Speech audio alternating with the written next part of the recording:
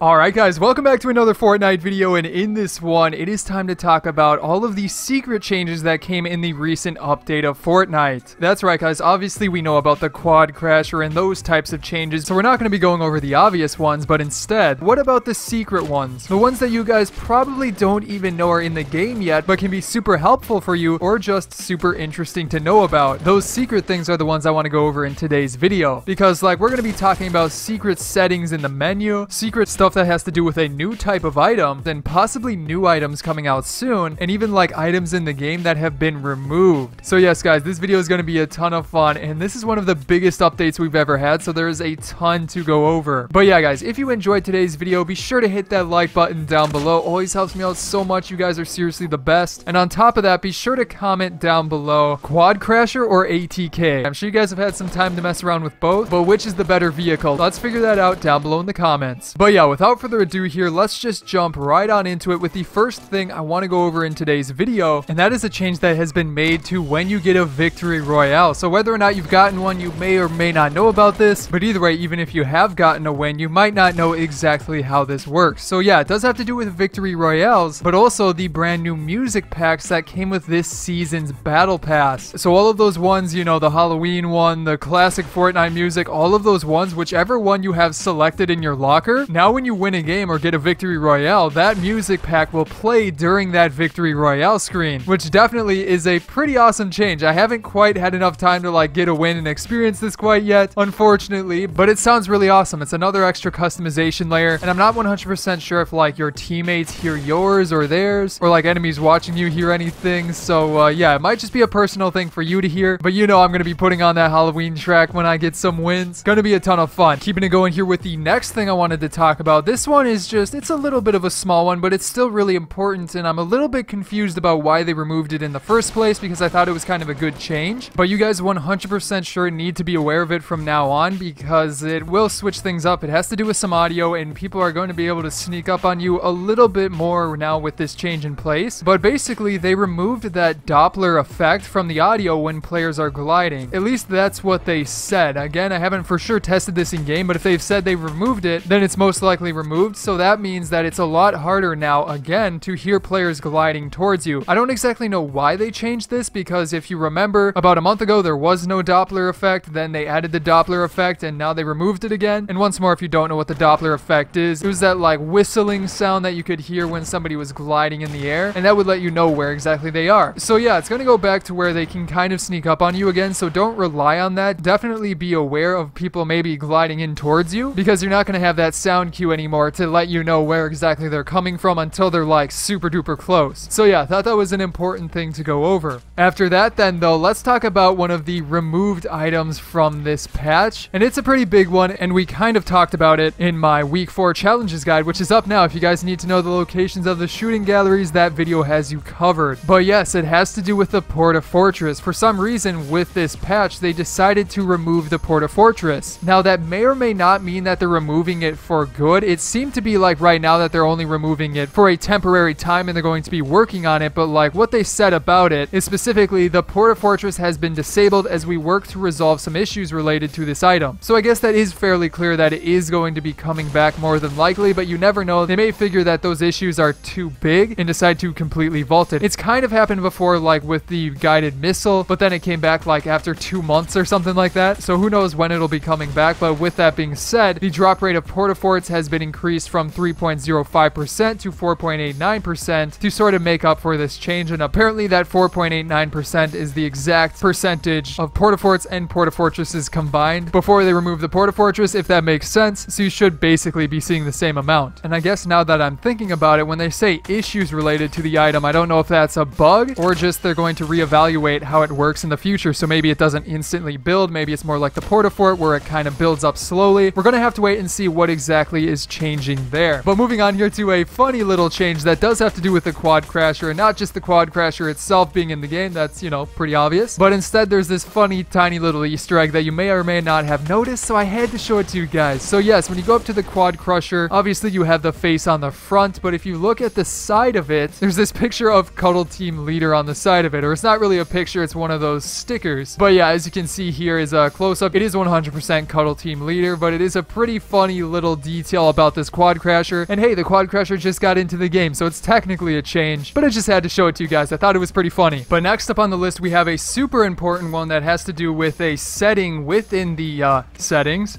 But yes, it is a setting, kind of a secret setting, and this is most important for controller players. In fact, I think this one specifically does have to do with just controller players. One of those few changes, but either way, it is super important. So you may know of some of the changes that have gone around with controllers recently, but this one is super awesome. And to simply enable it, go into your settings, go over to this tab right here, and go down until you find the one that says something along the lines of instant place objects. Basically what this change does, and it is amazing for controller players, is with Builder Pro, in the past usually you had to like double tap, you know, whatever you wanted to place. If it was a ramp, if it was a floor piece, you had to press the button to select it and then press it again to place it. With this brand new change, you simply have to press the button once and it'll instantly place it where you're looking at. So basically what that means is you can build technically a lot faster, and it does take time to get used to, but by far it is going to be an amazing thing for controller players, and I already feel myself kind of building a bit faster with it. It just does take some practice to, you know, judge where exactly you're placing your pieces before that like blue representation of the piece actually shows up on screen. So for sure, if you're using a controller, be sure to check that out. After that then though, the next change I want to go over has to do with the grenade launchers, and this one I personally haven't noticed it a ton because it's sort of similar to the Doppler effect with when players are gliding, you know, towards you. But instead this appears to be with grenade launchers, so you can better determine where exactly somebody is firing grenades at you from, and that'll hopefully make it a little bit easier to defend against. So specifically what they said in regards to this change is that they added an in-air loop to grenade launcher projectiles so you can spatialize where they're coming from. Now by in-air loop, that's a little bit of like confusing wording of it, but I'm pretty sure that means that there's a better sound to help you determine where exactly the grenades are coming from, because that is kind of an issue. I don't know if I've exactly had that tough of a time with it, because you still hear like the initial launch of the projectile and that helps you pinpoint it, but this should be like a longer sound so you can have an easier time pinpointing exactly where that's coming from. So just something to keep in mind. Also, they said they improved the grenade launcher bouncing audio. Haven't noticed that, not exactly sure what that means. And they also reduced volume of medium range grenade explosion sound. So some pretty interesting stuff there, but definitely something you guys should know about. And you know what, for the next one here, let's talk about the new limited time mode Disco Domination and changes they made to that. And also, if you guys didn't notice, really, they removed soaring 50v50,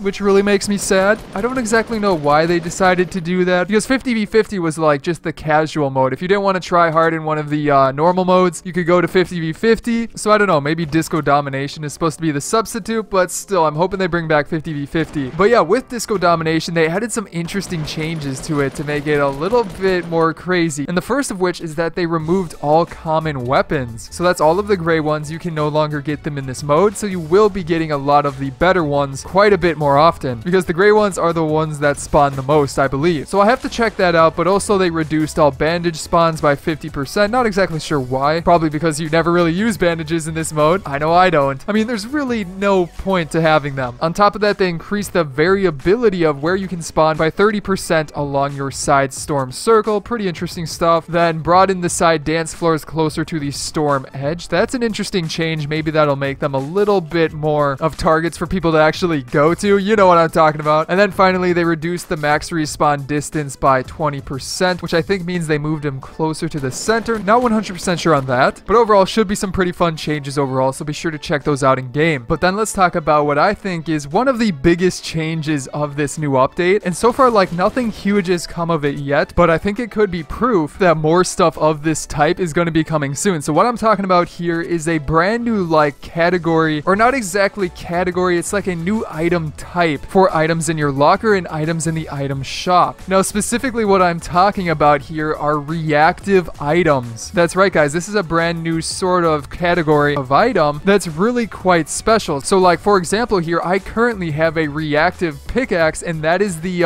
Rainbow Smash pickaxe. So as you can see here, when we go into my locker and take a look at this one, you can see that it first has this interesting little symbol in the bottom right corner. Now what that symbol means is that it is reactive. And then also if you look at the item itself, the item description, you can see that at the bottom it also says reactive right there. Now basically what they mean by reactive is that the item, you know, reacts to stuff that happens in game. Like with this pickaxe, the horn glows a bit brighter every time you get an elimination. So that's what it means by reactive. And specifically what they said about the reactive items is that cosmetic items that change in some way over the course of a match are now marked as reactive in-game. And then they give the example of a harvesting tool that changes as you get eliminations, like the one we just talked about. So other reactive items that I know of are like the dark version of the pickaxe I just showed you, and I think maybe the Christmas one. But overall, there's not a ton of reactive items so far. So what I think that could mean is that if they're deciding to make this change more apparent, they could be bringing in more items like this in the near future. And like, I don't believe we have a reactive outfit yet. Like, imagine a character that's something on the character itself, maybe the eyes glow brighter when you get a ton of eliminations in game. That would be so awesome. So keep an eye out, guys. I feel like we're going to be seeing more reactive items soon with this. Now after that, then we have a super big settings change, which is massive. I've personally been messing around with it a little bit, trying to get it down because it is something that has to do with controllers. So yes, if you go into your settings, there is now an option to have separate building sensitivity for controller players, and maybe like keyboard and mouse players. I'm not 100% sure about that, but for sure if you're on controller, you get separate sensitivity for building. And on top of that, you also get more specific options for sensitivity of your aiming as well. You now don't have to choose between, like, you know, 6, 7, 8. You can now have specific things. Like I'm on 0.75, which seems to be working a little bit better. It feels a little bit off right now, but we're getting off track. Back to building sensitivity. This is a separate sensitivity so that when you enter build mode, you can turn a lot faster, but then when you exit it, you go back to your regular sensitivity, which is generally a bit slower, so you can be a little bit more accurate. But it's definitely an awesome change. Like, you can build so much faster now. It takes a bit to get used to, but it's definitely a lot of fun. I'm excited to work on this more so it becomes a little bit more second nature and see just how much it helps in game, because I know it'll be helping out a ton. But yeah, guys, that is going to be the final change I wanted to talk about in this video. If you enjoyed it, be sure to hit that subscribe button down below. We're getting super close to 1 million subscribers. And also you can check out my previous videos, such as on the left, my week 4 challenges guide, and then on the right, another fun video I'm sure you guys will enjoy. But other than that, guys, I hope you enjoyed this video, and I will see you in the next one.